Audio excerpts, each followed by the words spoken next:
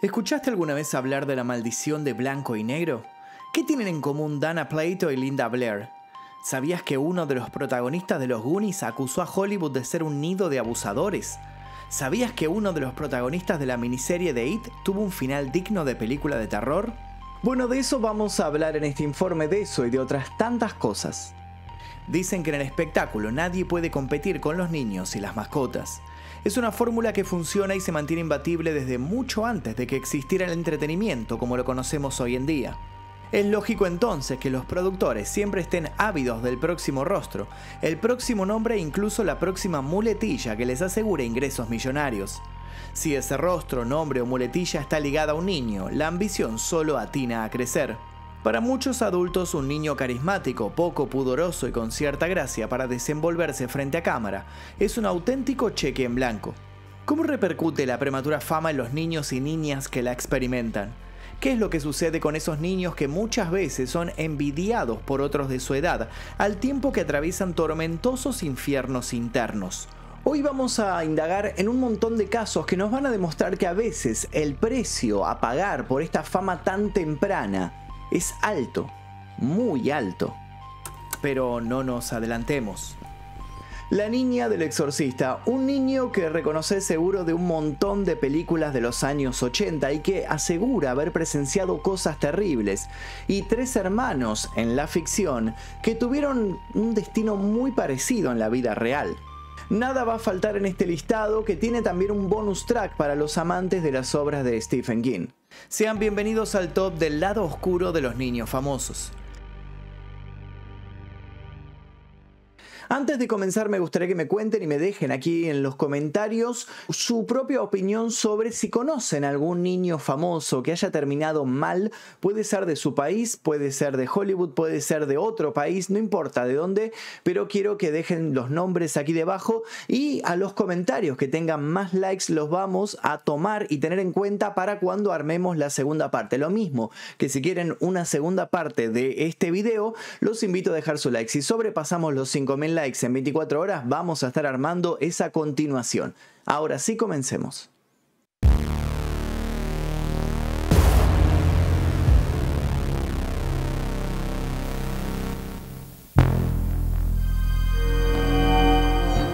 Puesto número 3. Linda Blair exorciza sus demonios. Empezamos esta lista con un clásico de clásicos. Aunque probablemente no exista película más famosa dentro de su género que El Exorcista, pocos fuera del círculo de los fanáticos saben demasiado de la actriz que dio vida a la aterradora Regan, la niña poseída por una entidad demoníaca. Linda Blair nació en el estado de Missouri en 1959 y desde chica quiso ser actriz. Tenía solo 13 años cuando encarnó a la protagonista de una de las cintas más icónicas de terror. Hablamos de la adaptación al cine de una novela que contaba las peripecias de un cura que debe enfrentarse al mal. Solo que el mal está en el cuerpo de una inocente, y esa inocente era, claro, Linda Blair. El rodaje del film fue todo un caos en sí mismo, en parte por culpa del director del proyecto que, según algunos testimonios, se comportaba como si fuera él el que estuviera cooptado por un ser maligno. Se supone y siempre se dijo que hubo intentos de proteger a la pequeña. La historia tenía pasajes violentos y nadie quería que una menor de edad tuviera que enfrentarse a desafíos que no fueran aptos para niños. Y si bien es cierto que no se le permitiría a la joven ver el producto final una vez que estuvo estrenado, igual de cierto es que terminaría protagonizando escenas más que polémicas. Además, durante 11 extensos meses, la niña estuvo expuesta al estrés de convivir con una muñeca macabra de ella misma en tamaño real, y tuvo que someterse a interminables y tortuosas sesiones de maquillaje para verse como una posesa. Desarrolló así una fobia a mirarse en los espejos. Como si eso no fuera suficiente, un arnés falló en una escena en la que ella supuestamente levitaba y cayó con fuerza. Las secuelas en su columna aún la acompañan. Se empezó a hablar entonces de que se habían vulnerado sus derechos, y la prensa y la exposición mediática no ayudaron en nada. A la película le fue más que bien en taquilla. Fue una temporada donde los titulares anunciaban que la gente se desmayaba en las salas. El impacto del papel de Linda fue tal que los medios jugaron con su imagen ficticia hasta el punto de estigmatizarla como una niña maldita, especulando incluso con su salud mental. Para acallar los rumores, Warner Bros. La mandó a una gira promocional, lo que paradójicamente la llevaría esta vez de verdad al límite de lo soportable. Pronto comenzó a ser acosada por grupos religiosos y fanáticos que aseguraban que estaba poseída de verdad y amenazaban con secuestrarla. Tuvo que esconderse y ser escoltada por guardaespaldas durante casi un año. Su talento para representar a la niña perturbada le valió un Globo de Oro y una nominación al Oscar como mejor actriz de reparto. Sin embargo, su vida personal acababa de dar un tropezón y se encaminaba lenta pero inexorablemente hacia el abismo. Siendo aún una adolescente, Linda se mudó a vivir con su novio, el cantante australiano Rick Springfield. En 1977 volvió a encarnar a Regan para la mediocre secuela del Exorcista, El hereje. Además de la cuestionable calidad de la película, un notable aumento de peso provocó que la actriz fuera marginada por alejarse de los estándares de lo que se consideraba que debía ser una estrella femenina en esa época. Ese mismo año fue arrestada bajo cargos de posesión y distribución de cocaína y anfetaminas. Fue condenada a 3 años de trabajos comunitarios y obligada a pasar 9 meses en un centro de rehabilitación. El correctivo no surtió el efecto esperado. Poco después fue ingresada en un hospital psiquiátrico para tratar una profunda depresión. Con el tiempo logró recuperarse tanto mental como físicamente, pero el vapuleo de la prensa y de la industria habían generado un resentimiento que la impulsó a tomar un camino impensado. Mucho más delgada, se enfrentó a las críticas del pasado, posando desnuda en publicaciones eróticas para hombres en la línea de Playboy. Muchos consideraron que esta decisión abarató su imagen y Hollywood entonces le dio la espalda. Desde entonces ha aparecido esporádicamente en producciones de segunda línea y ha dedicado sus esfuerzos a la moda y al rescate de animales maltratados o abandonados. Un destino muy diferente a lo que auguraba su impresionante debut. Aún así, Linda Blair logró superar sus obstáculos de la escalera a la fama tomando un camino lateral que le permitió rehacer su vida. Actualmente apareció en The Exorcist Believer, confirmando que es todo un emblema para cierto público. Pero, desde luego, no todos los que vivieron el asedio del éxito tuvieron su misma suerte.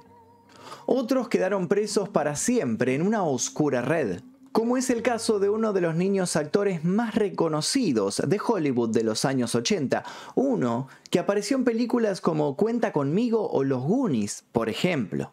Puesto número 2, Corey Feldman, víctima y testigo. La historia de Corey Feldman es una de esas historias que dejan un sabor agridulce. Se trata de la lucha de toda una vida contra los efectos colaterales de la popularidad. Durante décadas, este sujeto ha denunciado una realidad tan dura que acabó por ponerlo en el lugar de paria dentro de la industria.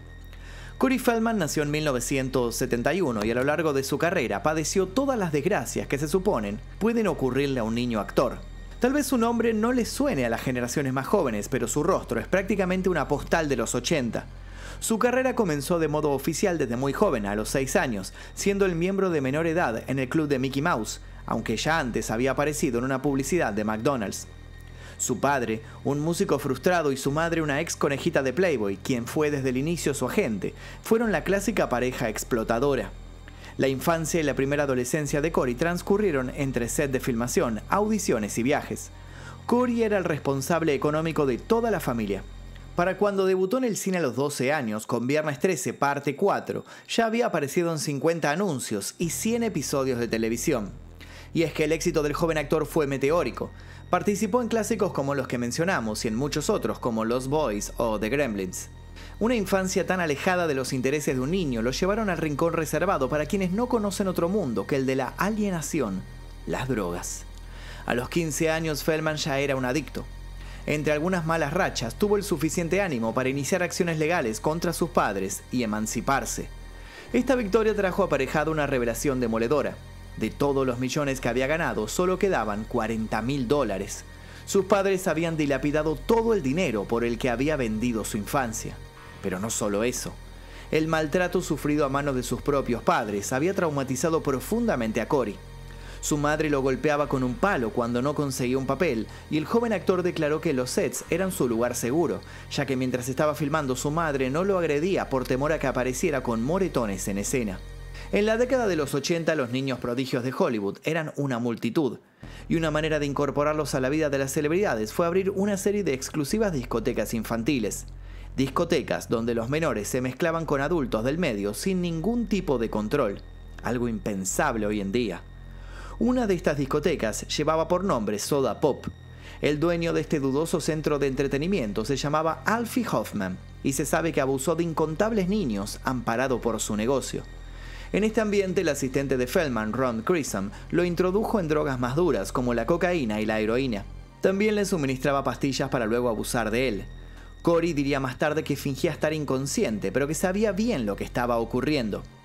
Corey tenía un gran amigo, también actor y también ídolo adolescente. Su nombre era Corey Haim y llegaron a filmar 12 películas juntos. Eran tan inseparables que se los conocía como los dos Coreys. Corey Haim le había confesado a Feldman que había sido abusado por Charlie Sheen durante la filmación de Lucas. En ese momento, Corey Haim tenía 13 años y Sheen 19. Esto, que fue revelado años después por Feldman, llegó a hacerse público y acabó resolviéndose de manera bastante confusa. Charlie Sheen negó la acusación y la madre de Corey Haim desvió la denuncia hacia otra persona. Pero según dijo en la revista Rolling Stone la actriz Alison Arngrim, la situación de los dos Coreys era un secreto a voces. Según sus palabras, los productores hablaban de los dos Coreys siempre sonriendo y dando a entender que todos habían abusado de ellos. Repetían que se los pasaban de mano en mano como si fueran mercancía. Por si no te suena el nombre de Alison Arngrim, fue la encargada de interpretar a Nellie Olson en la serie La familia Ingalls, también conocida como La casa en la pradera. Como ven, los productos vivaces e inocentes que lanzaban tanto en televisión como en cine en los años 80 no eran tan inocentes detrás de cámara. Antes de cumplir los 20 años, Corey Feldman fue arrestado por posesión de heroína en 3 oportunidades. A los 22 vendía CDs en la calle para conseguir dinero. En su peor época llegó a gastar $1 millón en drogas en un año. Pero según sus declaraciones en 1995 a los 24 años, se desintoxicó definitivamente y desde ese entonces no ha vuelto a probar sustancias ilegales. Corey Feldman nunca logró reconstruir su carrera, pero no se alejó del mundo del espectáculo. Se mantuvo como celebridad de segundo orden y aunque intentó representar una lucha respetable por la protección de los niños actores, muchas veces estuvo más cerca de ser un inagotable y bizarro combustible para las burlas. Con un proyecto musical fallido en el que pretendía rescatar a ex conejitas de Playboy, el 2016 lo encontró envuelto en una serie de denuncias por abuso, a lo que Corey respondió que se trataba de una campaña orquestada por los peces gordos de Hollywood que querían quitarlo del camino. Según dijo, estaban dispuestos a cualquier cosa con tal de que no siguiera poniendo al descubierto las redes de pederastía que actuaban en las sombras del mundo del espectáculo. En marzo de 2020, el documental Mi Verdad se estrenó a pesar de problemas técnicos que Feldman atribuyó a un hackeo por parte de sus enemigos. Tras la emisión del film, el actor abandonó Estados Unidos por temor a las represalias. A veces acude a las reuniones con una cámara oculta porque ya no se fía de nadie. Ridiculizado y convertido en una especie de paria, Corey Feldman sostiene que su historia es real y lucha por no caer ante ese muro de silencio que ha sido su cárcel desde que tocó la fama sin saber que se trataba de un salto sin red. Dato de color, quien había sido su fiel aliado en sus años dorados, el otro Corey, murió en 2010 de una supuesta sobredosis que luego se atribuyó a una neumonía. Aún hoy esa muerte se sigue viendo como sospechosa para muchos. Solo queda claro que si lo que Corey Feldman ha estado contando durante años es cierto, sin dudas lo que no sabemos es 1000 veces peor de lo que imaginamos. Y no solo los niños que trabajaron y trabajan en el cine sufrieron un terrible calvario. Para 1978, el cine tenía desde hacía tiempo un competidor que amenazaba con destronarlo de la rutina familiar. Por supuesto, hablamos de la televisión. Los nuevos formatos y la constante demanda de guionistas hacían que las productoras tuvieran mucho de dónde escoger, y escogían lo mejor. Así fue como nació la serie que marcaría un antes y un después en el aún hoy popular género de las sitcoms. Se tituló Blanco y Negro y traía una propuesta novedosa. Las aventuras y desencuentros de Philip Drummond, un hombre blanco millonario que adopta a los hijos de su fallecida ama de llaves, una mujer afroamericana. Así, Kevin Arnold y Willie Jackson se metieron en el hogar y los corazones de toda una generación. Los dos pequeños pasaban de vivir en un departamento en Harlem a compartir la vida cotidiana de su padre adoptivo y su hija, la encantadora Kimberly. En la ficción los hermanastros superaban los desafíos con mucho amor, mucha fraternidad y mucho cariño. En la vida real todo fue bastante más cruel. Blanco y Negro, un éxito de la perdición. Kevin Arnold fue interpretado por Gary Coleman y Willis Jackson por Todd Bridges. El rol de la joven Kimberly quedó en manos de la actriz Dana Plato. El carisma de los personajes y el mensaje de integración racial fueron toda una novedad y el éxito mundial llegó casi de manera natural. Fueron 8 años de éxito desde 1978 hasta 1986. 189 episodios en los que se trataban temas controversiales como el alcoholismo o el bullying. Lo cierto es que la serie se extendió más de la cuenta y sobre el final los roces eran constantes y el clima en el set era completamente incómodo y hostil. Pero los verdaderos problemas comenzaron cuando la serie fue levantada. Para Gary Coleman esta nube de infelicidad había comenzado mucho antes. Al igual que su personaje en la ficción, Arnold era adoptado. Había nacido en 1968, es decir que tenía 10 años cuando comenzó su papel en la serie. Como habrán notado, aparentaba unos años menos. Esto era a causa de una enfermedad renal que hizo que su crecimiento se detuviera cuando medía 1,42 m. Gary ya sabía que debía lidiar con una estatura de niño toda su vida, algo que la mayoría de los fanáticos de Arnold ignoraban. Tras tantos años de encarnar al personaje, el conflicto fue inevitable. Arnold tenía 18 años en la última temporada, pero debía fingir que era un niño de 8. Esto le causaba tantos conflictos que quiso renunciar a la serie, pero sus padres no se lo permitieron. Gary ganaba $100,000 por episodio. Una vez más, dinero mata paz interior. Cuando cumplió la mayoría de edad, tuvo que enfrentarse a una lamentable realidad que ya hemos visto en casos anteriores. Sus padres habían gastado todo el dinero, excepto $200,000. En 1989 demandó a sus progenitores y aunque ganó el juicio, solo recuperó una pequeña porción de lo que en realidad le hubiera correspondido. En 1999 se declaró en bancarrota. La carrera de Gary Coleman había acabado. Era imposible despegarlo de su personaje de Arnold y no volvió a conseguir trabajo delante de cámaras. Volvió al anonimato trabajando como guardia de seguridad en un shopping de Los Ángeles. Subastó sus recuerdos de su época de gloria y poco a poco fue hundiéndose en el resentimiento y la amargura.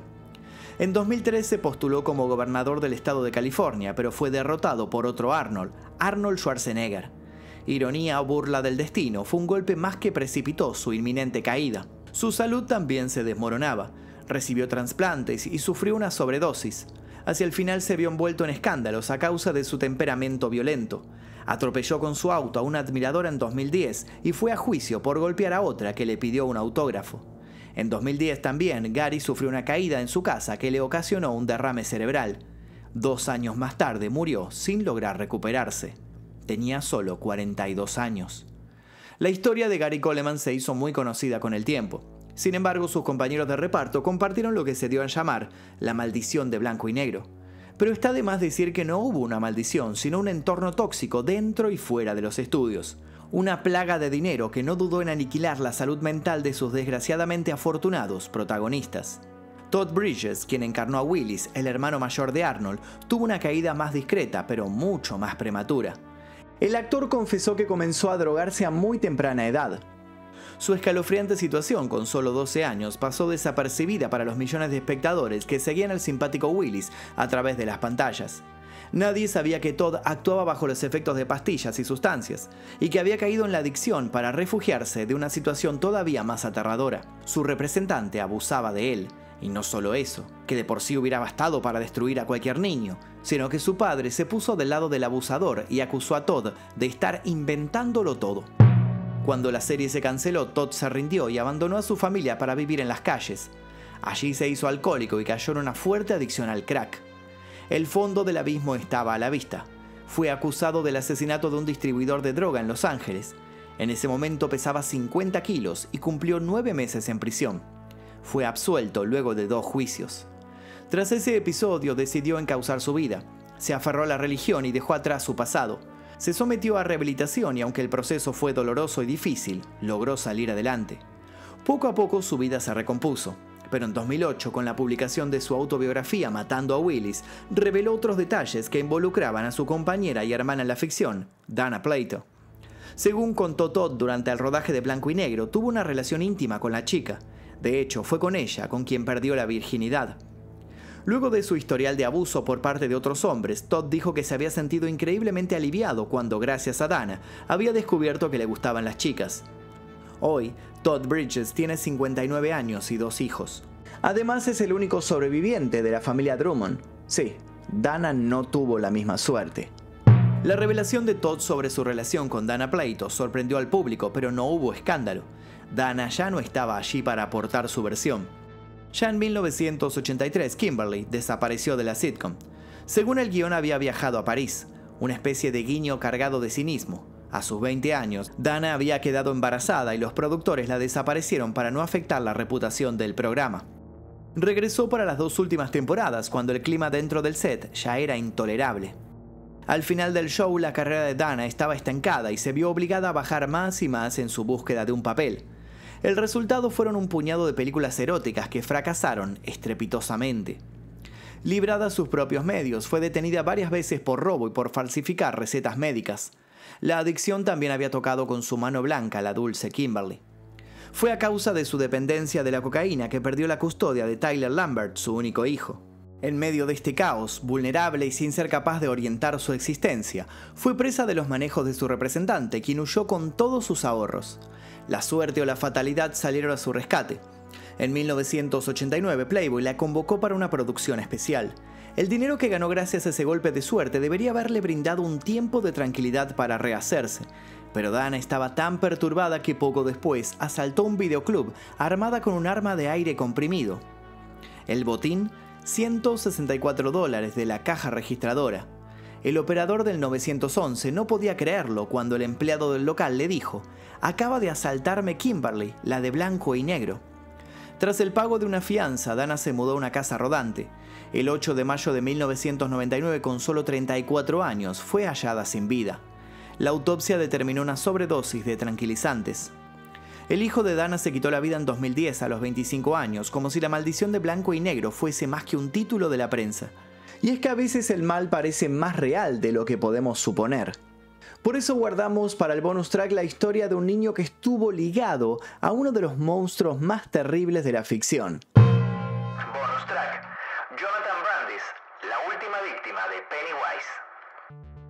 Para este bonus vamos a hablar de It, la adaptación del monumental clásico moderno de Stephen King, específicamente de la adaptación a miniserie televisiva de 1990. Aunque la postal inevitable de esa producción sea la terrorífica interpretación de Tim Curry como el payaso Pennywise, el protagonista de la historia es, como en tantas obras de King, el escritor del grupo, Bill Denbrough. Jonathan Brandis nació en Danbury, Connecticut, en 1976. Sus padres, Gregory y Mary, no tenían ninguna relación con el mundo del espectáculo, pero el pequeño Jonathan era dueño de un carisma natural y a los 2 años consiguió su primer trabajo como modelo infantil de zapatos. A los 4 ya actuaba en comerciales de televisión. Su primer papel en la ficción llegó a los 6 años, en una telenovela llamada One Life to Live, y previendo un futuro ligado a las cámaras, la familia se mudó a California. A los 9 años, el chico tuvo apariciones en series de enorme éxito como Blossom y Los Años Maravillosos. Era un esquema conocido y todo estaba dado para que Jonathan hiciera carrera en la pantalla. Cuando cumplió 14 años, obtuvo el protagónico de la segunda parte de un film que había revolucionado la década anterior. Daría vida a Bastian Box en la secuela de La Historia Sin Fin. Ese mismo año se metió en la piel de Bill Denbrough, enfrentando al maquiavélico Pennywise en una producción que tenía todos los ojos puestos en ella. Su actuación fue alabada por la crítica y al parecer se aproximaba a lo inevitable. Ya nadie podría olvidar su nombre ni su cara. Luego de un olvidable papel en la película Sidekicks junto a Chuck Norris, llegó el que podría ser su pasaporte al panteón de las celebridades. Uno de sus papeles más conocidos: el científico prodigio Lucas Wollensack en la serie de ciencia ficción futurista SeaQuest DSB de Steven Spielberg. Con este papel, la popularidad de Jonathan se disparó a la estratosfera. Una cobertura mediática de 24 horas lo mostraba como un verdadero rompecorazones, en una campaña similar a la que tuvieron en su momento Leonardo DiCaprio o River Phoenix. Pero en el Hall de la Fama no hay lugar para todos y en 1996 la serie se canceló. Y ese fue un revés del cual nunca pudo recuperarse. Relegado a papeles de segunda línea, intentó durante años volver a la galería de los elegidos, pero su carrera iba desdibujándose en un anonimato irreversible. Lo que acabó de hundirlo fue el desengaño. En 2002 obtuvo un papel para actuar junto a Bruce Willis y Colin Farrell en una adaptación de un bestseller de John Katzenberg, Heart's War, que en español conocimos como En Defensa del Honor. El problema surgió en el estreno. Casi todas las escenas de Brandis habían sido eliminadas, cosa que él ignoraba. Luego de haber puesto toda su esperanza en entregar una buena actuación que estuviera a la altura de estas dos leyendas, dos personas que la estaban rompiendo en ese momento, al ver que esto había sucedido quedó totalmente devastado. Brandy fue encontrado inconsciente un año después del estreno de Heart's War en su apartamento de Los Ángeles. Había atentado contra su vida. Fue trasladado de urgencia al centro médico Cedars-Sinai, donde murió el 12 de noviembre de 2003. Aunque se sabía que Jonathan había quedado muy deprimido después de que su carrera hubiera sido prácticamente destruida, nadie esperaba ese final. El actor de 27 años no dejó ninguna nota ni se comunicó con nadie antes de tomar su trágica decisión. Pero Tatiana Ali, su exnovia, quizás quien mejor lo conocía, puso en palabras lo que todos sus seguidores estaban pensando. Cuando llevas años en portadas de revistas y eso deja de suceder, ¿cuál es tu identidad? Un modo sencillo de remarcar que a veces la fama puede robarse hasta la identidad de las personas. Final. Descubierto por Charlie Chaplin, Jackie Coogan fue uno de los primeros niños actores del cine. No obstante, a los 21 años descubrió que no tenía nada de lo que había ganado en la pantalla grande, pues la ley de California indicaba que el salario de un menor le pertenecía a sus padres. El joven demandó a su madre y a su representante, lo que inspiró la ley Coogan de 1939, que protege a los niños actores de situaciones similares. Como sabemos hoy en día y como vimos con este top, la ley Coogan sigue sin aplicarse o muchos encuentran cómo evadirla, haciendo que la explotación infantil sea una constante en ese y en tantos otros ámbitos. Sí, lamentablemente, y como quedó claro en esta simple muestra, el mundo del espectáculo va dejando a su paso un camino repleto de polémicas y de sangre inocente. Y hasta aquí el video del día de hoy. Les recuerdo que si quieren ver una segunda parte de este video, dejen su like si llegamos a los 5000 likes en 24 horas. En este video vamos a preparar una segunda parte en donde indagaremos la vida de otros niños actores que no terminaron muy bien. Podemos hablar de Macaulay Culkin, por ejemplo, o de quien hacía de John Connor en Terminator 2 también, o vamos a estar leyendo también sus sugerencias. Recuerden que los comentarios con más likes van a ser tenidos en cuenta para el listado que vamos a estar armando. Les voy a dejar un par de videos aquí para que sigan haciendo maratón. Agradezco a todos y cada uno de los miembros del Clan Mephisto que aparecen aquí a mi costado, porque sin ellos sería imposible realizar estos videos que muchas veces son desmonetizados y ocultados en las recomendaciones de YouTube, como nos pasó hace poco con el top de las cárceles. No sé si llegaron a verlo, pero le estaba yendo muy bien ese video y nos metieron una restricción de edad y desmonetización y nos mató absolutamente la llegada. Así que si no lo vieron, se los voy a dejar también por acá para que lo vayan a ver. Es el top de las cárceles más terribles, que está muy interesante, tuvo un montón de trabajo y lamentablemente YouTube lo censuró a último momento. Bueno, cosas que suceden en este gremio y ya estamos más que acostumbrados. ¿Qué vamos a hacer? Sin nada más que decir, me despido, nos veremos la próxima. Adiós.